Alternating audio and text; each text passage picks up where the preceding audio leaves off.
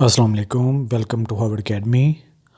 Dear aspirants, CSS के हवाले से गाइडलाइन का आज का हमारा सेशन बहुत इम्पॉर्टेंट है, ऐसे के मुतालिक है। और साथ में आपको बताते चलें कि हार्वर्ड अकेडमी का सीएसएस का कंप्लीट कोर्स आप हमारी वेबसाइट www.harvardacademy.com ज्वाइन कर सकते हैं। अब हम चलते हैं सीएसएस के हवाले से ऐसे के बारे में। Common errors in English essay causing failure, how to overcome. दो चीज़ें हैं यहाँ पे कि एक तो कॉमन काजेज़ क्या हैं या कॉमन एरर्स क्या हैं जो लीड करती हैं फेलियर की तरफ या फेल होने की वजह बनती हैं। दूसरे नंबर पे जो इम्पोर्टेंट है कि आप इन जो कॉमन एरर्स हैं, जो इश्यूज़ होते हैं एक ऐसे में, उनको ओवरकम कैसे कर सकते हैं, हम उनको सॉल्व कैसे कर सकते हैं। सबसे पहला जो मसला होता है वो ग्रामर का मिस्टेक का होना। इसमें है कि इनकरेक्ट वर्ब टेंस का यूज़ करना, यानी बाज़ का टेंस में मसला होता है, सम टाइम वर्ब आप प्रॉपरली यूज़ नहीं करते, सम टाइम सब्जेक्ट को प्रॉपरली यूज़ नहीं करते, या सम टाइम सब्जेक्ट और वर्ब का एग्रीमेंट नहीं होता। तो इसका सोल्यूशन क्या है, इस मसले को कैसे हल कर सकते हैं। Revise English grammar rules.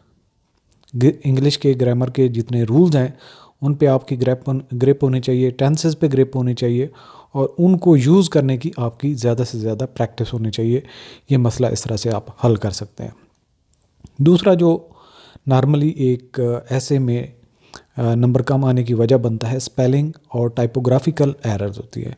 जब आप लिख रहे होते हैं तो उसमें काफ़ी स्पीड से चूँकि लिख रहे होते हैं तो गलतियाँ हो जाती हैं।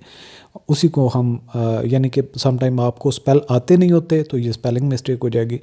टाइपोग्राफी ये है कि ऐसे के अंदर लिखते हुए जब आप कोई वर्ड लिखते हैं आपको उसके स्पेलिंग का पता होता है कि ये स्पेलिंग है, लेकिन तेज़ी में आप कोई ना कोई उसको स्किप कर जाते हैं, तो ये एक बड़ा मसला होता है। यानी कि miss spell words and typographical mistakes होती हैं, इनको ख़त्म कैसे किया जा सकता है, इसके लिए क्या तरीक़ाकार है।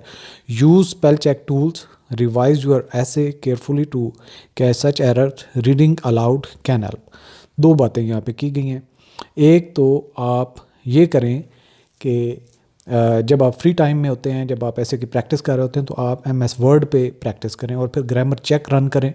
उससे आपको पता चल जाता है कि ग्रामेटिकल या स्पेल के मिस्टेक्स कहाँ कहाँ पे आ रहे हैं। दूसरे नंबर पे जब आप पेपर में एग्ज़ाम देते हैं और पेपर पे अटैम्प्ट करते हैं या वैसे अपने तौर पे प्रैक्टिस करते हुए पेपर पे लिखते हैं, तो आप उसको लाउडली रीड किया करें, उससे भी आपके जो है वो ये मसला हल हो जाता है।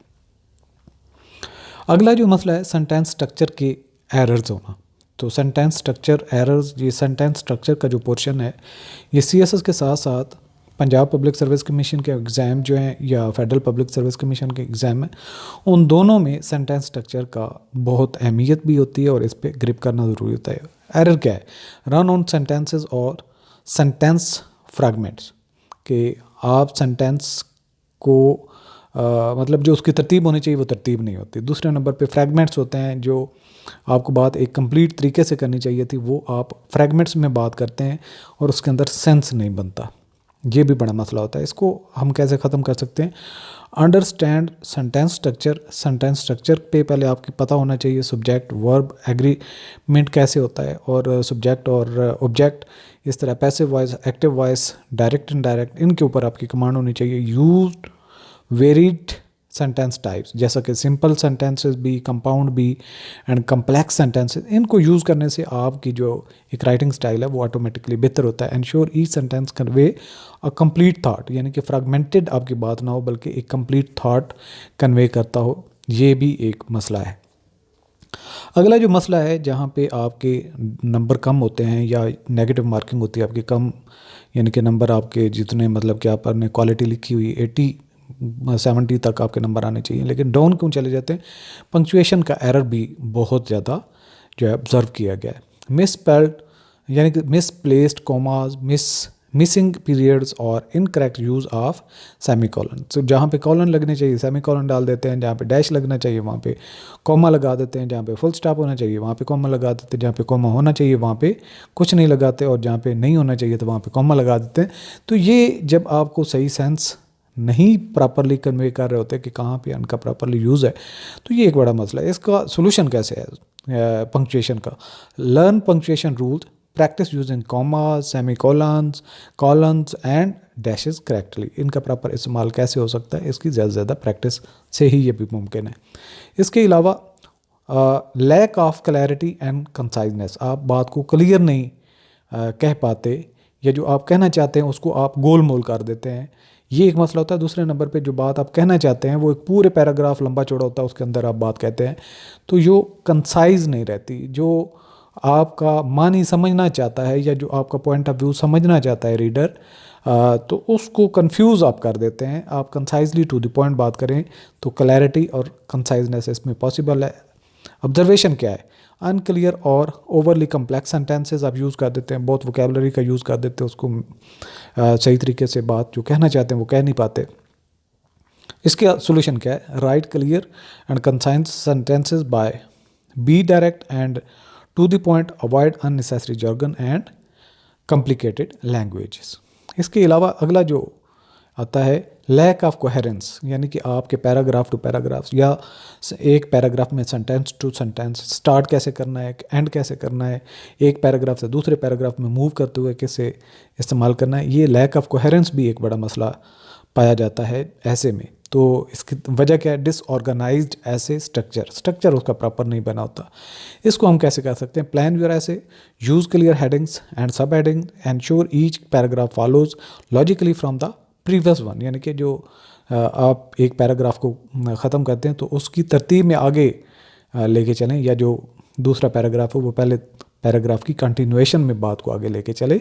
तो ये तरीक़ेकार हो सकता है, मतलब ये कि जो हमने ऐसे के हवाले से कंप्लीट लेक्चर की सीरीज़ कि आपने कैसे A to Z जो है वो आउटलाइन से लेके एक जो थीसिस स्टेटमेंट आपने लिखनी होती है कैसे लिखनी होती है, इस तरह से पैराग्राफ कैसे लिखना होता है, उसके अंदर क्या क्या फीचर्स होने चाहिए, वो आप रूल्स को अप्लाई करें। इसके बाद है लैक ऑफ वोकेबलरी, जो आप बात एक वर्ड में कह सकते हैं वो आप पूरे पैराग्राफ लिख देते हैं, तो ये बड़ा मसला है। जितनी बेहतर आपकी वोकेबलरी होगी उतना ही बेहतर आप कन्वे कर सकते हैं। यानी कि इसमें मसला क्या है? Repetitive use of words, lack of varied vocabulary. एक ही वर्ड को बार बार आप यूज़ कर रहे हैं तो रीड करने वाला उसमें इंटरेस्ट खो देता है, वो फिर आपकी बात को पढ़ना नहीं चाहता कि ये वही अल्फाज है, इसका आखिरकार मतलब क्या निकालना चाहता है। तो इसका सोल्यूशन क्या है? Read extensively to improve your vocabulary, use a thesaurus to find synonyms, practice incorporating new words into your writing। इसके अलावा एक और जो मसला है miss use of idioms and phrases, जहाँ पे आप बात को लेके चल रहे हैं, इडियम और फ्रेज़ जहाँ पे बनती नहीं होती वहाँ पे ठोक देते हैं, उसको फिक्स करने की कोशिश करते हैं कि ये मुझे आती है तो इसको क्यों ना मैं फिट कर दूँ। तो ये है कि आपका पूरा का पूरा वो जो है मसक कर देता है जो इमेज आपने बिल्ड करना होता है। तो incorrect use of idiomatic expressions, इसका सोल्यूशन क्या है कि understand the context in which idioms are use them sparingly and accurately. उनको हर जगह पे एक ही वो चीज़ें ना यूज़ करें, बल्कि जहाँ पे यूज़ करें उसको प्रॉपरली यूज़ करें जहाँ पे उसके मानी बनते हैं। अगला जो मसला है failure to address the topic जो आप जिस पे बात करना चाहते हैं, आप बात XYZ की तरफ लेके चले जाते हैं, टू दी पॉइंट आपने जहाँ पे लेके जानी चाहिए थी बात वहाँ पे नहीं लेके जाते। Failure to address the topic, जो टॉपिक जिसके बारे में आपने बात कन्वे करनी थी, क्लियर करना था, अपना पॉइंट ऑफ व्यू देना था, वो आप दे नहीं पाते। तो ये भी बड़ा मसला पाया जाता है। तो इसका सोल्यूशन क्या है? एरर क्या है? स्ट्रेइंग फ्रॉम द टॉपिक और not fully addressing the essay prompt, जो आपने ऐसे कि मेन थीम था उसको आप एड्रेस नहीं कर रहे, आप इधर उधर की मार रहे हैं। तो इसका सोल्यूशन क्या है? Carefully read and analyse the essay prompt, create an outline to organise your thoughts and ensure your essay stays on topic. इसके साथ साथ अगला जो मसला है वो लैक ऑफ प्रूफ रीडिंग है। आप जब ऐसे लिखते हैं तो आप उसको पढ़ने के लिए टाइम नहीं बचाते या उसको टाइम देते नहीं, प्रूफ रीड करते नहीं, जो एरर्स आप करेक्ट कर सकते थे वो आप करते नहीं, तो अल्टीमेटली वो आपको नंबर कम देने की वजह बन जाते हैं। मसला क्या है? सबमिटिंग एन ऐसे विदाउट प्रूफ रीडिंग, आप प्रूफ रीड नहीं करते और ऐसे को सबमिट कर देते हैं।